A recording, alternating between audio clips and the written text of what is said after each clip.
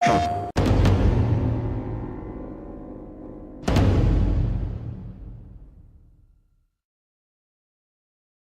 it comes down to doing the work, we're seasoned professionals and we all rise to the occasion. But in between, I mean, what an amazing, fun job this is. And we spend 50% of the day laughing our asses off, you know, just having a great time. It's just. But just talking about how almost I had to remind myself to kind of just knock it off a bit, like not be so like. I agree with because that. you don't want to make it too campy or too funny, and you have to be serious about it, but yet going towards the funny side is what makes it so attainable for like, you know, everyone to play. Well, if you have in serious situations, humor is what keeps human beings alive. So that's it's so important. It's not real otherwise. If everybody's just really serious all the time.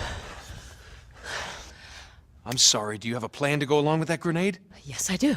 For me, the Drake character is so interesting because it wasn't the rugged, you know, the romance novel hero who he falls and you hear, I'm okay, you know, that kind of thing. It was like, damn it, that hurt.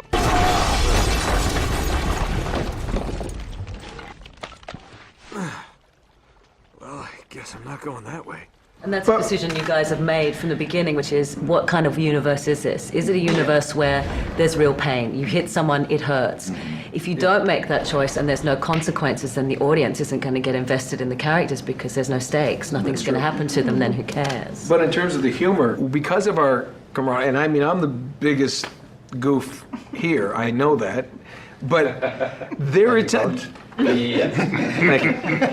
But I think you're right. I mean, sometimes, especially in the ADR, and if we just layer this thing with quip after quip after quip, it's going to become really old fast. It's like, all right, wise ass, keep moving. It's situational humor. It's between the characters. That's what works the best, as opposed to jokes. And it comes out of the relationship with the characters have with each other. And it can be something as simple as Richard adding in a God damn it, you know. Sully, kick her out and shut the door. We're safer in here. Just wait a goddamn minute.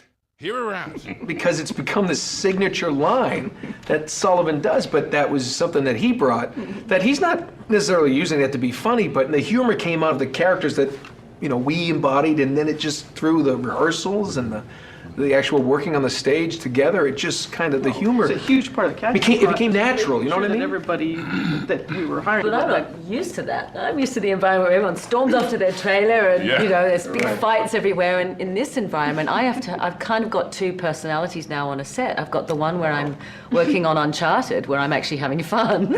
And then there's the personality I have to have where everyone's being very serious. Chloe Fraser. On this, it's walking ears. You say you think you can be relaxed, you can have fun, you can play. Can't do this without you, Drake. The hell are you Steve, how about Flynn? Flynn always had that little element of sarcastic humor, which I really enjoyed, because he's a likable chap, Flynn. And I remember calling you a tired old sack of shit, and then we started filming. But remember that? What was your full character's name? Victor Sullivan. Victor Sullivan, right. So I would go, Victor, goddamn Sullivan! So we were doing callbacks to the goddamn thing, too. Yeah. I hear that laugh in my sleep. Because he's right there. But yeah, no, I enjoy playing the humor. No. I just mean just the very end of it is you're going to make the move on the end of the line and he stops you. So one of the things that's different about what we do is we actually have a fully fledged director on this project, which is pretty good. We do? We actually do. It's right there. And not just any director. And not just any director. Not half-fledged. Jordan Hunt, the award-winning. That's right, the award-winning. Legendary voice director. Of stage and film and television. And he's written a book or two. And a book or two. What's it like to work with me? Let's go around and ask everyone that one question, shall we?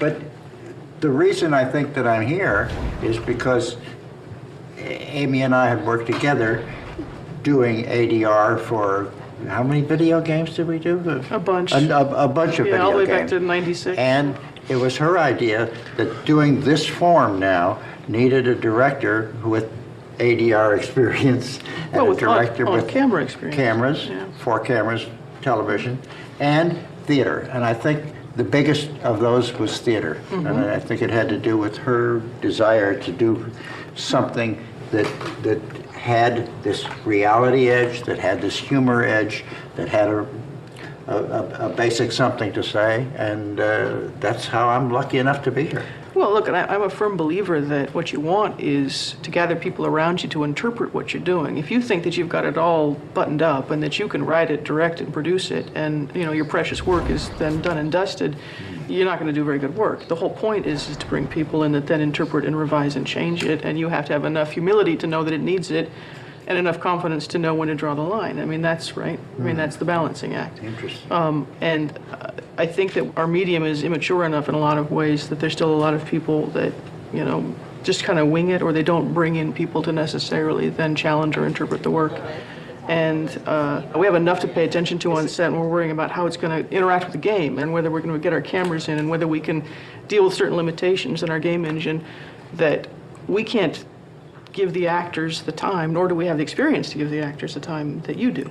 And in my mind, it's also just a gift to the actors to say, here's somebody who's only focused on you and what you need in your performance. I have a question I wanted to ask you about directing this, because we've been in scenes where you're like, okay, you're coming in here, but then, and you're giving us those specifics we need, and Josh, for example, the animation will come and say, no, they can't come in that way because we have, and you have to switch on the fly and go, okay, well, how is that challenge of coming in, having something said, this is what we're going to do, and then someone going, no, that won't work because there's actually a cliff there, and you're like, well, you're okay, and you think on the fly quite a bit. Well, I think that has to do a lot with the many years of four-camera television, and you've got 15 writers and 5 producers, and everybody's got a new idea, to say nothing of the stars and the thing. And I think it was Jim Burrows who said to me, always have an answer. And whether it's good or not, have the answer. And then when people are trying to work out your answer, you'll figure out whether it's going to work yourself or not. Yeah. Yeah, I think what's great about working with Gordon is what we call in the industry an actor's director. And that you will come on and you give us the basic movements, but you really let everybody find the scene for themselves. You're not controlling everything. You're letting us all find it. And that's what's so wonderful about this whole ensemble process that But we we're all also have the involved in. confidence that you're not going to let us look stupid. Yeah, because you might think that you can slip something by or maybe get and Gordon's eyes in the back of his head will be like, no, it's not gonna work. It's not gonna work. Thanks, Gordon. You done? Thank you. Thank you, sir. I think one of your hardest jobs is just wrangling us. Dealing with you. And maybe me, but literally just we can be having fun and just playing, and at some point he's like, all right, and he's able to rein it in and then get the performance that he wants. Yeah. I've worked with you for 13 years.